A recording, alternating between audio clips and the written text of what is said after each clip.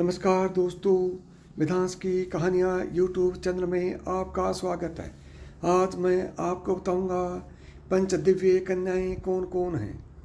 यूँ तो भारत में हजारों ऐसी महिलाएं भी हैं जिनकी पतिव्रता पालन की मिसाल दी जाती है, लेकिन उनमें से भी कुछ ऐसी हैं जो इतिहास का अमिट हिस्सा बन चुकी हैं।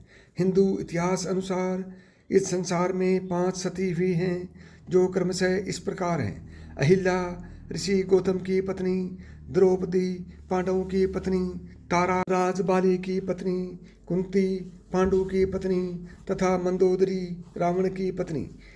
इन 5 कन्याओं का प्रतिदिन स्मरण करने से सारे पाप धुल जाते हैं। ये 5 स्त्रियां विवाहित होने पर भी कन्याओं के समान ही पवित्र मानी गई हैं। सबसे पहले बात करते हैं अहिल्या की।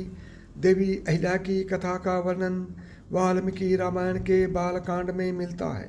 अहिल्या अत्यंत ही सुंदर, सुशील और पतिव्रता नारी थी। उनका विवाह ऋषि गौतम से हुआ था। दोनों ही वन में रहकर तपस्या और ध्यान करते थे।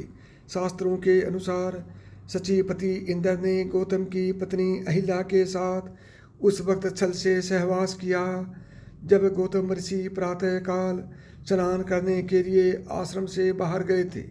लेकिन जब गौतम मुनि को अनुभव हुआ कि अभी रात्रि शेष है और सुबह होने में समय है, तब वे वापस आश्रम की तरफ लौट चले।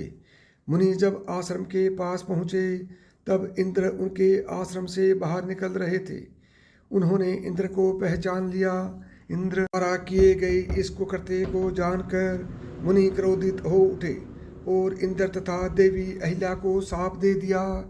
देवी अहिल्या द्वारा बार बार क्षमा याचना करने और यह कहने पर कि इसमें मेरा कोई दोष नहीं है, पर गौतम मुनि ने कहा कि तुम शिला बनकर यहाँ निवास करोगी।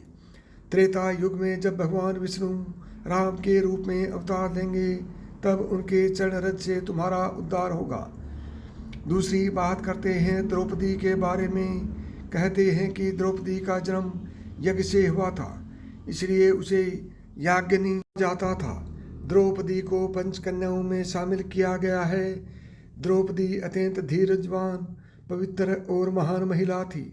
महाभारत काल में यह 5 पांडवों की पत्नी थी। द्रौपदी के चीरहरण प्रकरण में श्री कृष्ण ने द्रौपदी की लाज बचाई। अब बात करते हैं तारा की। तारा एक अप्सरा थी जो समुद्र मंथन के दौरान निकली थी। बाली और सुषेण दोनों ही इसे अपनी पत्नी बनाना चाहते थे। उस वक्त निर्णय हुआ कि जो तारा के वामांग खड़ा है वह उसका पति, और जो दाहिने हाथ की ओर खड़ा है वह उसका पिता होगा।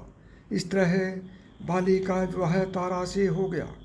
बाली के वध के बाद उसकी पत्नी तारा को बहुत दुख हुआ। तारा एक अप्सरा थी। बाली को छल से मारा गया। यह जानकर उनकी पत्नी तारा ने श्री राम को कोसा और उन्हें एक श्राप दिया। श्राप के अनुसार भगवान राम अपनी पत्नी सीता को पाने के बाद जल्द ही खो देंगे। उसने भी कहा कि अगले जन्म में उनकी मृत्यु उसी के पति यानी कि बाली द्वारा हो जाएगी। अगले जन्म में भगवान विष्णु ने श्री कृष्ण के रूप में जन्म लिया था और उनके इस अवतार का अंत एक शिकारी भील जरा, जो कि बाली का ही दूसरा जन्म था, द्वारा किया गया था। चौथी है कुंती, यदुवंशी राजा सूरसेन की प्रथा नामक कन्या, और वसुदेव नामक एक पुत्र था। प्रथा नामक कन्या को राजा सूरसेन ने अपनी बुआ के संतान इन लड़के कुंती भोज को गोद दे दिया। कुंती भोज ने इस कन्या का नाम कुंती रखा। इस तरह प्रथा अर्थात कुंती अपने असली माता पिता से दूर रही। जैसे दशरथ ने अपनी पुत्री शांता को अंग देश के राजा रोमपद को गोद किया था। कुंती अपने महल में आए महात्माओं की सेवा करती थी। एक बार वहाँ ऋषि दुर्वासा भी पधारे। कुंती की सेवा से प्रसन्न होकर दुर्वासा ने कहा, पुत्री, मैं तुम्हारी सेवा से अत्यंत प्रसन्न हूँ। तब तुझे एक ऐसा मंत्र देता हूँ जिसके प्रयोग से तुम जिस देवता का स्मरण करेगी वह तत्काल तेरे समक्ष प्रकट होकर तेरी मनोकामना पूर्ण करेगा।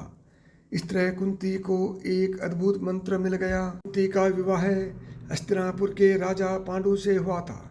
कर्ण सहित कुंती के युधिष्ठिर, अर्जुन और भीम नामक 4 पुत्र थे।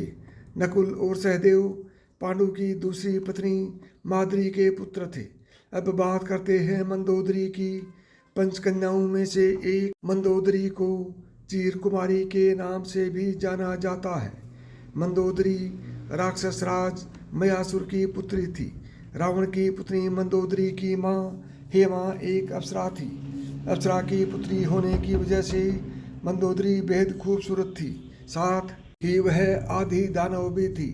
भगवान शिव के वरदान के कारण ही मंदोदरी का विवाह रावण से हुआ था। मंदोदरी ने भगवान शंकर से वरदान मांगा था कि उनका पति धरती पर सबसे विद्वान और शक्तिशाली हो। मंदोदरी से रावण का जो पुत्र मिले उनके नाम हैं मेघनाद, महोदर, प्रस्थ, विरूपाक्ष, विक्रमवीर। साथियों, यदि आपको यह कहानी पसंद आई है तो मिधांस की कहानियाँ यूट्यूब चैनल को सब्सक्राइब करें। नमस्कार दोस्तों, जय श्री कृष्ण।